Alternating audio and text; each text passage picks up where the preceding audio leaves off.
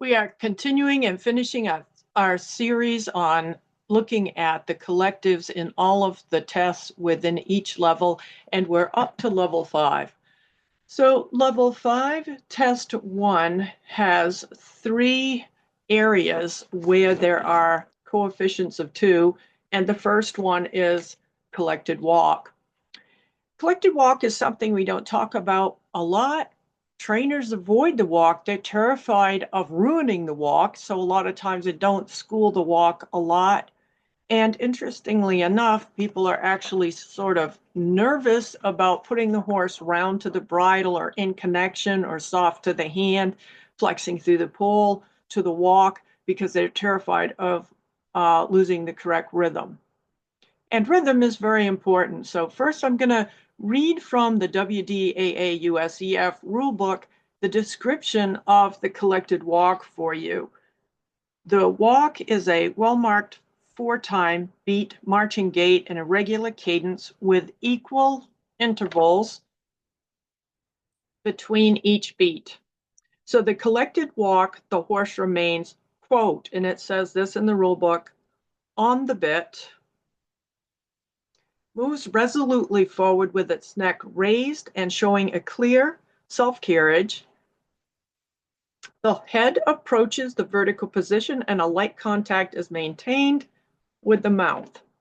The hind legs are engaged with good flexion of the joints. The gait should remain marching and vigorous, the feet being placed in regular sequence evenly.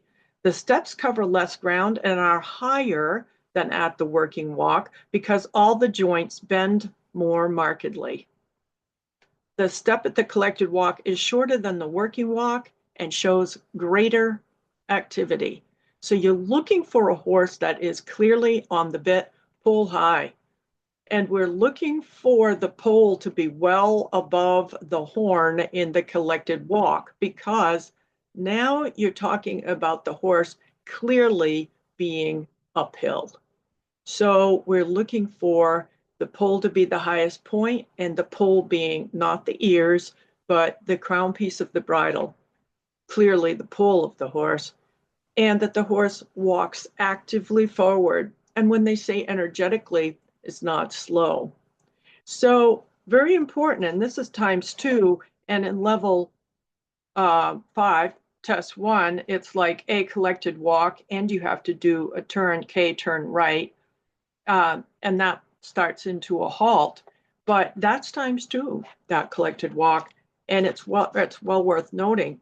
So later on, box 11 is you are in collected walk again, and then you do PV, a half circle of 20-meter extended walk, and back to the collected walk.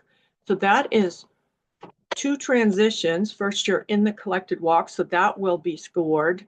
Then they're looking for the horse to go into the extended walk. And then, of course, there's the retaking of the reins or the shortening of the frame again back to the collected walk. That's all times 2. Now let's talk about the extended walk, because this isn't free walk. It is different. It looks similar. It has a lot of the same properties when it's done well, but it is different. And so let's talk about it. This is what the rule book says. Extended walk. The horse demonstrates optimum ground cover. The ground cover means length of steps, i.e. over track. A lengthened frame and a reach to the contact, meaning that you're looking for the horse to reach forward and down, but now he's supposed to be reaching for your hand. So the rein is not completely slack, because the horse is to stay in some kind of connection, or at least look like it's seeking connection, without sacrificing regularity. Suppleness of the back, or an open frame, meaning that the face isn't supposed to be on the vertical, the nose is supposed to stretch forward. That's what that means. Without hurrying, the horse exhibits balance, freedom, and overtrack. So not hurrying, but should look active. And they're expecting overtrack. Hopefully, you've been getting overtrack since intro. So this is not a problem. You don't have to develop it because you've been doing it all this time. So one of the difficulties is while you're actually in a test is getting the horse to settle enough in the walks, especially at level 5. Those horses are smart and they know zigzags coming, canter pirouettes are coming, very difficult things are coming. So having the horse truly relaxed, truly harmonious with you, and truly on the aids so that when you request that horse to reach for the bridle, the judges are looking for several things here. They're looking for the horse to do this, but they're also looking that you have the equitation and you know the aids to ask the horse to reach into the frame. And they're looking to see, do you know the correct aids and half halts to ask the horse to stretch? And of course, if you do, then those augment your score at the end of the test under rider effectiveness. That score goes up if they see that you know how to ride this intricate movement. A lot of people overlook the walk. It's one of the most hardest things. It's the most difficult thing to ride. So your last movement in level 5, test 1, is box 16,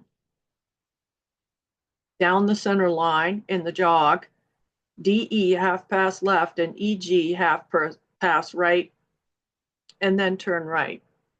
So zigzag, 2 half passes, half pass left, half pass right.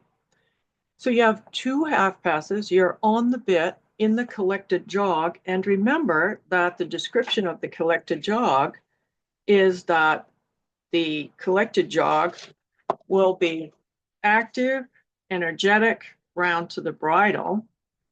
It will be in balance. It will be in contact with the bit. The horse's nose shall be on or slightly in front of the vertical. So we're looking for the horse to be very active in the collected jog and to remain on the bit throughout the movement. And then this enables the horse's shoulders to move more freely.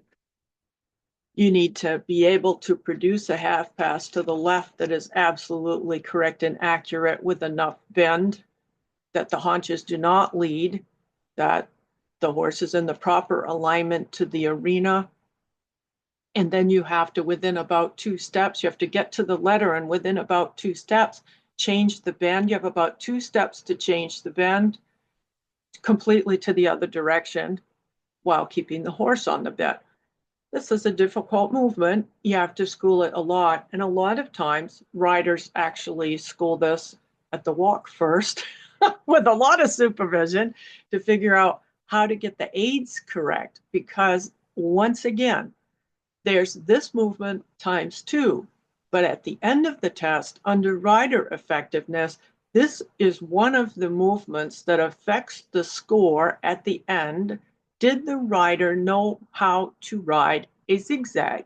Did they know how to ride the left half pass and then change the bend in 2 steps and develop quickly the right half pass? Did they actually change their aids from left to right appropriately at the right moment? So these are where they're looking at level 5, test 1, once again, collected walk, extended walk, and jog, collected jog, zigzag. Good luck. And until next time, hug your horses for me. Bye.